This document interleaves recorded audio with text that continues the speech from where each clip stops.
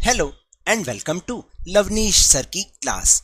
This is Directorate of Education GNCT of Delhi's worksheet number 23, and it is only for class 6 students. It has taken from the subject English, and we will learn and understand and start a new poem, The Kite, in this worksheet. So students, आज की इस worksheet में हम एक new poem start कर रहे हैं, the kite. उसको हम समझेंगे और जानेंगे कि आखिर इस पोएम में क्या है. लेकिन जैसा कि पोएम के नाम से पता चलता है, द काइट, काइट तो आप सबको बहुत पसंद है और अभी भी जब भी मौका मिलता है तो 15 अगस्त के बाद भी कोई ना कोई बच्चा उड़ा ही लेता है. उड़ाते हैं नहीं, क्योंकि काइट उड़ाने में वाकई बहुत मज़ा आता है. तो आज की इस वर्कशीट में हम यही जानने वाले हैं कि आखिर काइट कैसे उड़ती है, कैसे करती है, उसके बारे में. So without wasting our time, let's start and understand with me. Read the poem below and fill in the blanks on the adjacent side to the corresponding stanzas.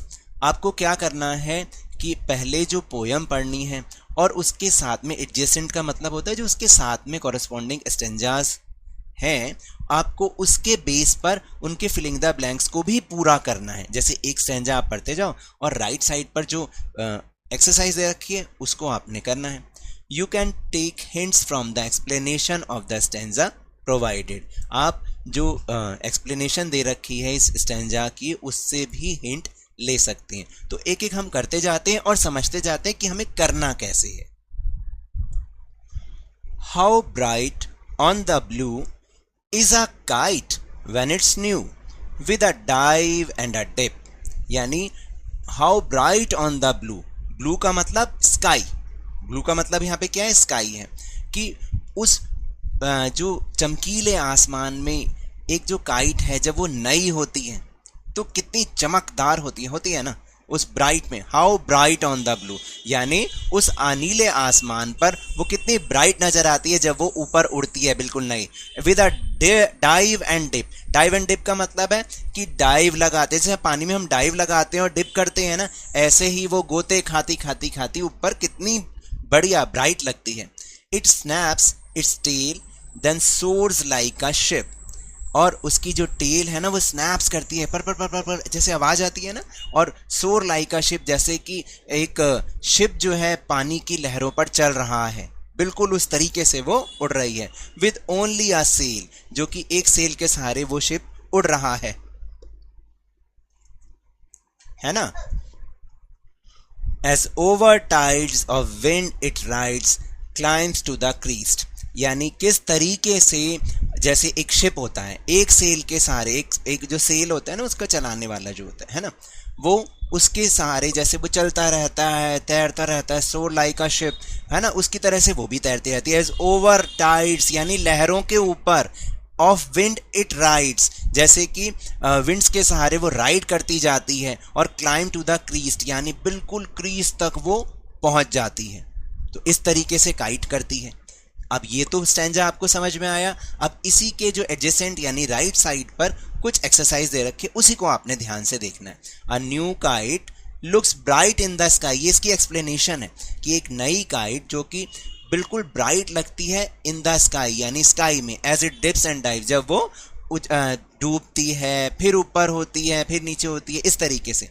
It pools it strings, और जब उसके धागे को हम वो धागे में खींच भी पड़ती है ना. And flies like a ship on the waves, और इस तरह से फ्लाई करती है जैसे कि वेव्स पर, पानी की वेव्स पर शिप चलता है. The wind helps it ride, और जो हवा है वो इसको राइड करने में मदद करती है. And reach the maximum height in the sky. यहाँ जो वर्ड आया था क्रीस्ट, क्रीस्ट का मतलब है मैक्सिमम हाइट, यानी बिल्कुल ऊंचाई पर, अधिकतम ऊंचाई पर स्काई में उड़ जाती है.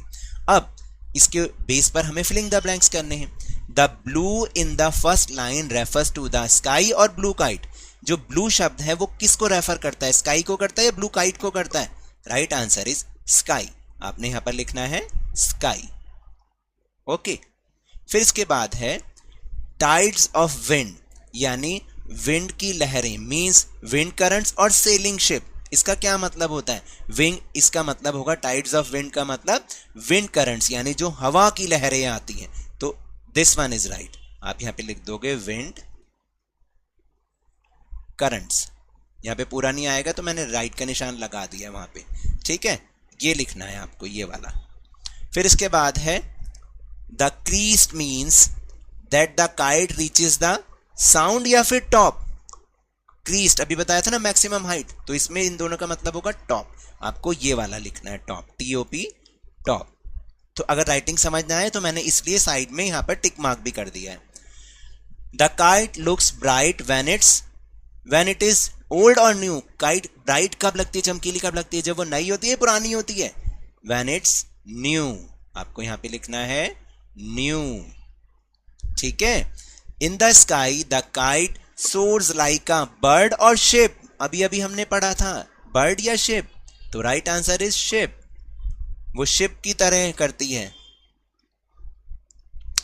The dash helps the kite to reach the top.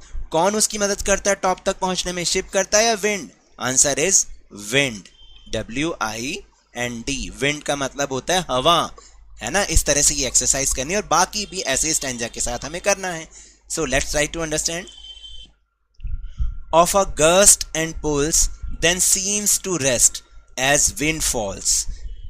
When string goes slack, you wind it back and run until a new breeze blows and its wings fill and up it goes.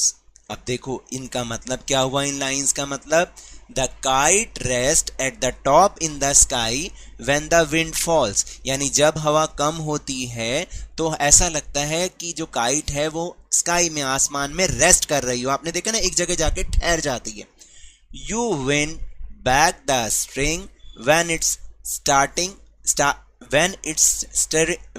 string slacks। और जब उसके धागे को पीछे खींचा जाता है और फिर हम उसको, जैसे ही हवा कम होती है उसको थोड़ा सा वो नीचे भी उतरने की तरफ लग जाती है।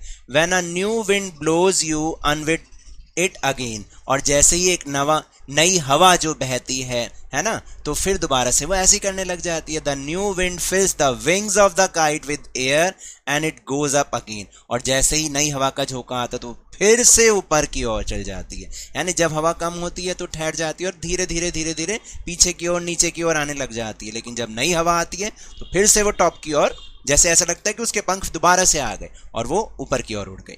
तो अब filling the blanks. The kite seems to rest means that it is somewhat still in the sky or water। जब हम कह रहे हैं कि वो ऐसा लगता है कि वो रेस्ट करने लग गई है, तो कहां पर रेस्ट कर रही है, स्काई में कर रही है, वाटर में कर रही है? तो sky, answer is sky. You wind the string when it goes slack or back। क्या होगा, स्ट्रिंग स्लैक होगा या बैक होगा? यहां पे क्या लिखा था, slack, SLACK, slack. The kite is filled with a new ice or breeze when the new wind blows। Ice आएगा या ब्रीज आएगा? ब्रीज, हवा का झोंका कहते हैं, ब्रीज को कहते हैं हवा का झोंका, ठंडी ठंडी हवा का झोंका। When the new wind blows and give it, क्या विंग्स या स्ट्रिंग्स देता है फ्लाई करने के लिए? विंग्स यानी पंख दे देता है। ऐसा लगता है जैसे उसके पंख आ गए हों, विंग्स टू फ्लाई, उड़ने के लिए। Now last paragraph. How bright on the blue is a kite when it's new. और कितना सुंदर चमकीली लगती है वो नीले आसमान पर जब काइट न्यू होती है। But raggedier thing you will never will see when it flaps on a string in the top of a tree. यानी रेगेडियर थिंग का मतलब बिल्कुल फटी फुटी, बिल्कुल गंदी हो जाती है। यानी वो ऐसी हो जाती है कि आप उसको कभी नहीं देखना चाहोगे। कब? जब उसका जो धागा है, मांझा है, वो ट्री के टॉप में फंस जाता है। अब इसकी एक्सप्लेनेशन देखते हैं एक बार। A new kite looks bright in the blue sky. यानी ब्लू स्काई में तो बहुत नई काइट बहुत अच्छी लगती है, लेकिन बट एन अगली थिंग कब बुरी हो जाती है? When you will see when a kite gets struck on a tree. जब वो एक ट्री के टॉप में फंस जाती है। Then it flutter tight to a piece of string. और क्या होता है कि वो बिल्कुल फट फुट जाती है, बिल्कुल, और सिर्फ एक स्ट्रिंग का पीस जैसे रह जाती है। तो अब फिलिंग द ब्लैंक्स।